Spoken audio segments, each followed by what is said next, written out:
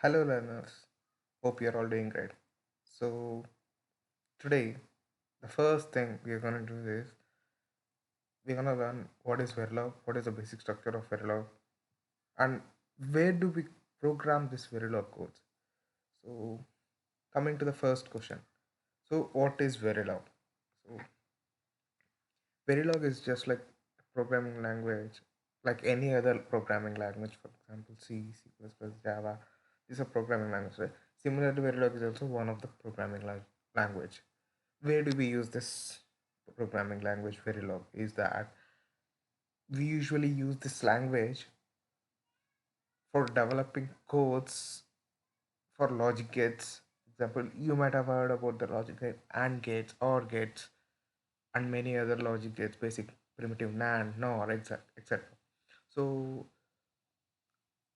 in the domain of VLSI, the first thing we're gonna learn is like digital design, and then we realize digital design concepts using the programming language called verilog. So I hope you got an idea of what verilog is. So coming to the question, where do we program this? What is the software that we require to program this verilog? There are many softwares to program the verilog. Just like we have softwares to program C or C++ or Java or Python. So one of the most commonly used and user friendly software is Model Sim. See, Model Sim, it is basically the first and most preferable software by any beginner. So I'm just gonna use the same software. So Model Sim, I've already installed it. It's a free open source software. You can just go to Google and then install. So I've already installed. Yeah, so I'm gonna open it. So as soon as you try to open, this is the first interface that's gonna show up.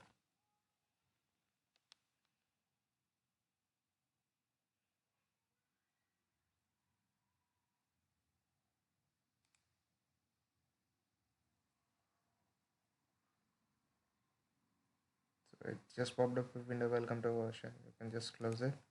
And then as soon as you close it, if you have already created a project in this, then that project opens. Since this is my first, like I have installed, I haven't created any project, no project is being shown.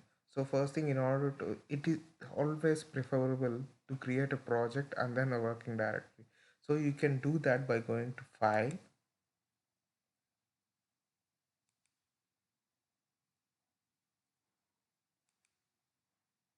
and then new. You can see the option called project. So click on the project. So it asks for the project name and then project location. So for example, now I'm gonna give the project name as demo, and then I'm gonna give the project location as, so initially it's in C drive. Now I'm going to the, probably now E, I have 600 GB, F I have 89 GB, so I prefer E drive. So I'm gonna make a folder here, give model sim working directory,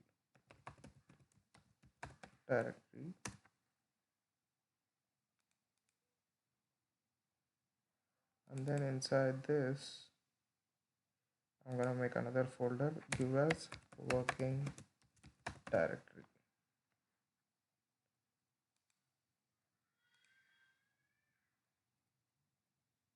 Okay, so now my project location is under E drive, model sim working. That's a folder called under that there's working directory. So I'm gonna give, and the project name is demo. Oh, okay. So now we have created a project directory and then a project. So as soon as you create it, ask for add create any file. So or add if you have already existing files, you can choose them by click on add existing file or create a simulation, or you can go for a create new file. So I'm gonna close this window. So this is the project window that we have created. So now we can add new files and then code our preferable logic in this. So firstly, now what I'm gonna do is right click.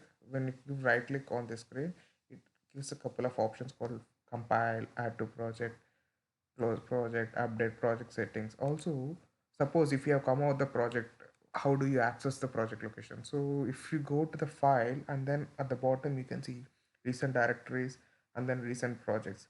So recent directories like any by default the directories were like C drive under Intel FPGA 8.1. So that it's showing that, and the recent projects directories like projects that you have created is showing here. Whatever all, suppose if you have created in the project directory in the drive and you have accessed it recently, then that will be popped up here. So this is with respect to the project directory and then project name. So now when I click on right click and then you go to add to project, you have this new file, existing file. You remember, I hope you remember that popped up window that came as soon as you created the file. The same options are shown here. So I'm going to go for the new file and then it asks for the file name. For example, now I am gonna give the file name as demo1. So I'm gonna change the file type to verilog. So these are some of the scripting languages and then other programming languages that are mostly used in the domain of VLSI. So since I'm gonna talk about Verilog, so I'm gonna choose Verilog and then give OK. So as soon as you give the file name, you can see here the file name has been created. Now when you double click, a window opens up, like a tab opens up where you can edit the file. So you can just drag it for adjusting depending on your convenience where it needs to be. I usually kind of like lesser project window and then more of editable window. So this is the edit demo1.v. You can see at the top demo1.v. So what is the status? This status denotes what is the status of your file. For example, if it's compiled, then if the compilation is successful, then this symbol is going to change with that. So basically with this status symbol you can see whether your file is okay to run or simulate, and then this denotes the date and the time modified, etc., the basic details. So now coming to Verilog. So like any other programming language, Verilog also has a structure. So what is that structure I'm going to talk about? uh, First, initially what you'll have is module declaration. First thing is module declaration, followed by input and output ports declaration, then followed by logic gates. Logic gates in the sense logic, the logic that you're going to implement, and then module end. Module end means you're closing the module and closing the module.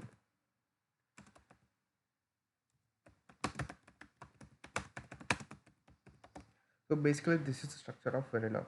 So what, this is just simple, and then this logic can be implemented in different ways, like that is what defines the person's knowledge in Verilog. So usually in Verilog we have three types of logic modeling. One is gate level modeling, the other one is data flow modeling, or this can be referred as continuous assignment modeling. Okay, and then the other type of modeling is behavioral modeling. So these are the types of logic, these are the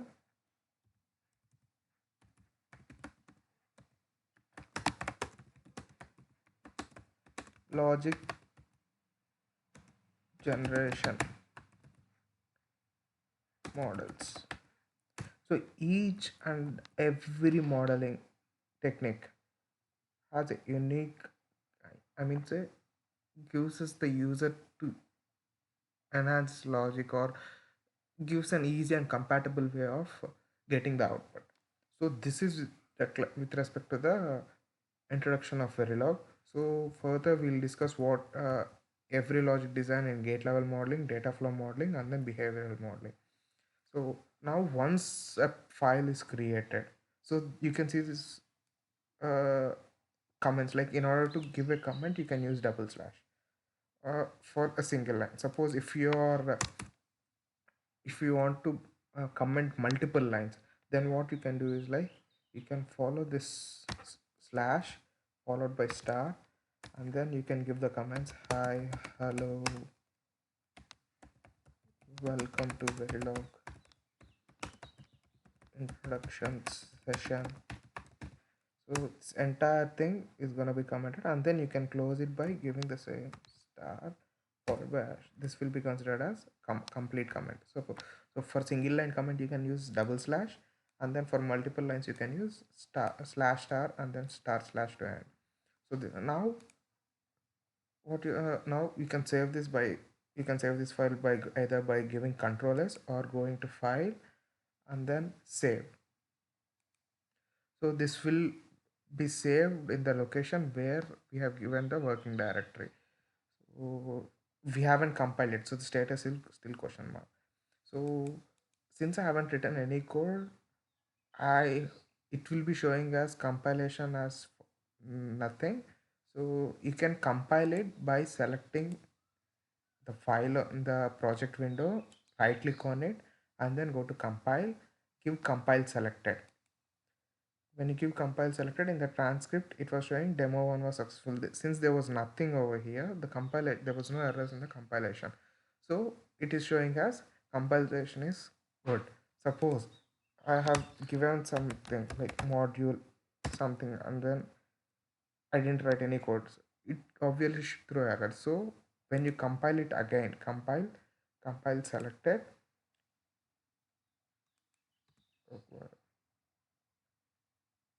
it is not taking anything, so it is showing as compile successful. Suppose I have given some logic module and g y comma a comma x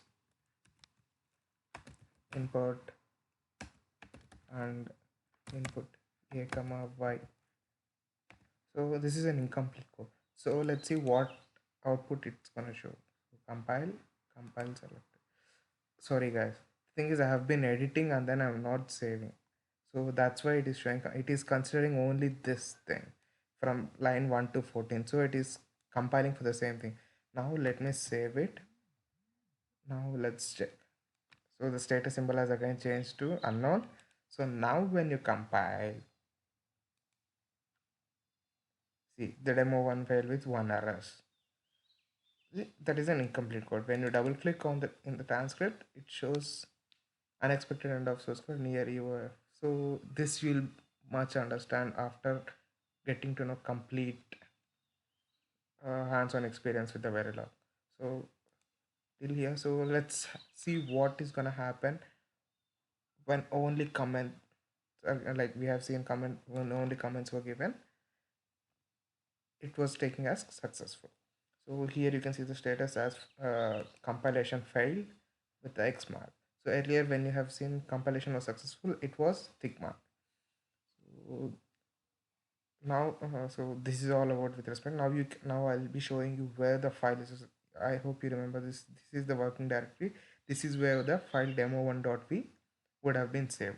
So I'll just give a quick glance of the file before ending the session. So volume E, see you can see the model, this is the folder we have created, and then in this working directory here you can see demo1.v. Do not bother about these files, this will get to know later. So that's all for today. Hope you have got some insight on a little bit of insight, I would say little bit of insight on verilog. Thank you all.